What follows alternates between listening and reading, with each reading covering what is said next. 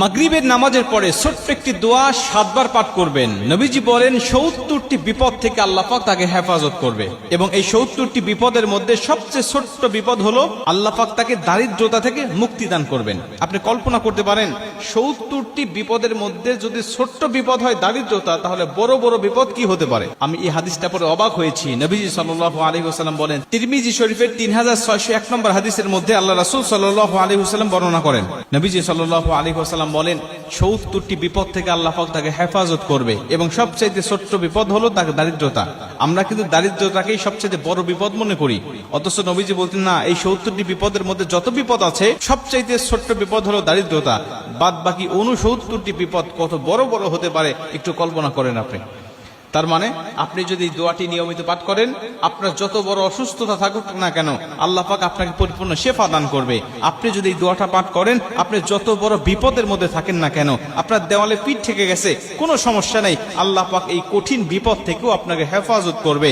আপনি যত বড় দুশ্চিন্তার ডিপ্রেশনের মধ্যে থাকেন না কেন, এই দোয়াটি যদি আপনি নিয়মিত পাঠ করেন, আল্লাহ কঠিন কঠিন দুশ্চিন্তার ডিপ্রেশন থেকেও আল্লাহ পাক আপনাকে সম্পূর্ণ হেফাজত করবে। হাদিসটি হযরত আবু হুরায়রা রাদিয়াল্লাহু তাআলা আনহু বর্ণনা করেছেন। তিনি বলেন, নবীজি সাল্লাল্লাহু আলাইহি ওয়াসাল্লাম বলেন, তোমরা লা হাওলা ওয়ালা কুওয়াতা ইল্লা বিল্লাহ এটুকু সবচেয়ে বেশি বেশি পাঠ করো। কেন?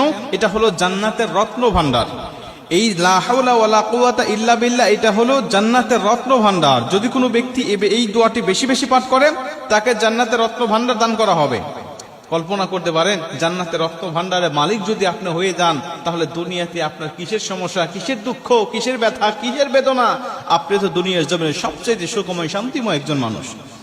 নবীজি বলেন হাদিসের শেষে, এই ব্যক্তি যদি লা হাওলা ওয়ালা কুওয়াতা ইল্লা বিল্লাহ বলার পাশাপাশি যদি আরেকটু যোগ করে বাড়িয়ে দেয়, লা হাওলা ওয়ালা কুওয়াতা ইল্লা বিল্লাহ ওয়ালা মানজা মিনাল্লাহি ইল্লা ইলাইহি, রাসূল সাল্লাল্লাহু আলাইহি ওয়াসাল্লাম বলেন লা হাওলা ওয়ালা কুওয়াতা ইল্লা বিল্লাহর পাশাপাশি ওয়ালা মানজা মিনাল্লাহি ইল্লা ইলাইহি এটুকু যোগ করে যদি কোনো মানুষ তেলাওয়াত করতে পারে, আমল করতে পারে, পাঠ করতে পারে, আল্লাহ পাক তাকে কঠিন কঠিন 70টি বিপদ থেকে তাকে হেফাজত করবে।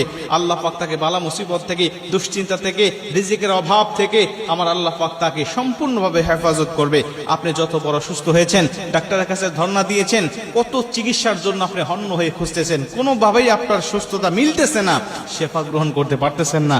আমি বলি, আপনি ফজরের নামাজের পরে, মাগরিবের নামাজের পরে, অথবা 5 ওয়াক্ত নামাজের পরেই যখনই সুযোগ হবে, যখনই মনে হবে, তখনই আপনি এই দোয়াটা পাঠ করতে থাকেন।